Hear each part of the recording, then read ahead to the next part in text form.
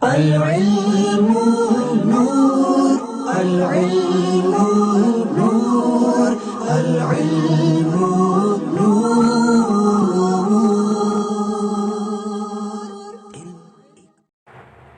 الحمد لله رب العالمين والعاقبة للمتقين والصلاة والسلام على سيد الأنبياء والمرسلين أما بعد فأعوذ بالله من الشيطان الرجيم بسم الله الرحمن الرحيم الصلاة والسلام عليك يا رسول الله وعلى آلك وأصحابك يا محمد.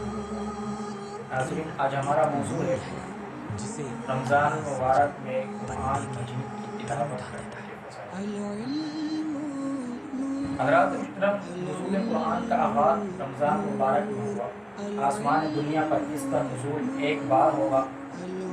حضرت جبریل علیہ السلام ہر سال آپ کے ساتھ قرآن مجید کا دور کرتے ہیں اور قرآن مجید کا جتنا حصہ ایک رمضان سے دوسرے رمضان تک نازل ہوتا اس کا تکرار کرتے ہیں.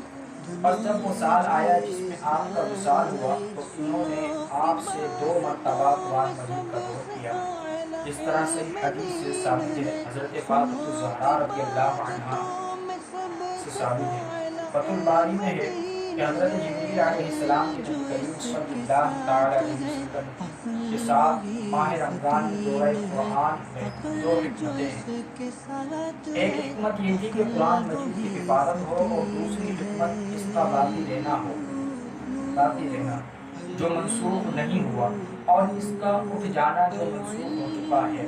تو ماہ رمضان اجمالی طور اور تفصیلاً نزول کو پیش کرنے اور مضبوط رکھنے کے اعتبار سے قرآن مجید کا ظرف ہے. اور مسند میں ہے کہ وہ حضرت واثلہ بن اسقع رضی اللہ عنہ روایت کرتے ہیں. وہ نبی پاک صلی اللہ تعالی علیہ وسلم سے روایت کرتے ہیں، کہتے ہیں کہ آپ نے فرمایا حضرت ابراہیم علیہ السلام کے صحیفے ماہ رمضان پہلی رات میں اترے.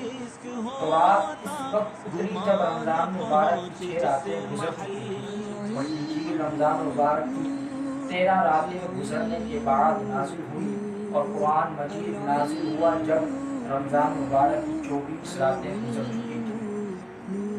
قرآن مجید کا آسمان دنیا پر نزول لیلۃ القدر میں ہوا. کسی نے 27ویں رات کہا، کسی نے 25ویں رات کہا وغیرہ وغیرہ. تو یہ اس قول کے مطابق ہے جب 25 راتیں رمضان مبارک کی گزر چکی.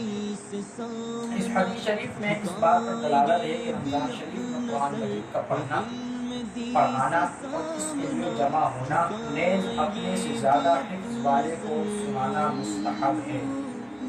حضرت ابن عباس رضی اللہ عنہما کی حدیث میں ہے کہ نبی پاک صلی اللہ تعالی علیہ وسلم اور حضرت جبریل امین علیہ السلام کے درمیان قرآن مجید کی درس و تدریس رات کو ہوتی. اس بات پر دلالت ہے کہ رمضان مبارک میں رات کے وقت زیادہ سے زیادہ تلاوت کرنا مستحب ہے، کیونکہ رات کے وقت تمام کام ختم ہو جاتے ہیں اور توجہ ایک طرف ہو جاتی ہے اور اس میں غور و فکر پر دل اور زبان ایک طرف جم جاتا ہے. اس کا دل اور زبان کا ایک طرف اجتماع ہو جانا یہ ہے.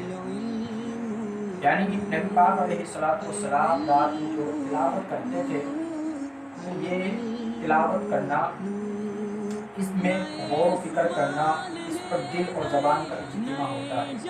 اللہ تبارک و تعالی ہمیں بھی رمضان مبارک کی کثرت کے ساتھ راتوں میں عبادت کرنے کی توفیق عطا فرمائے، تلاوت قرآن پاک کرنے کی توفیق عطا فرمائے.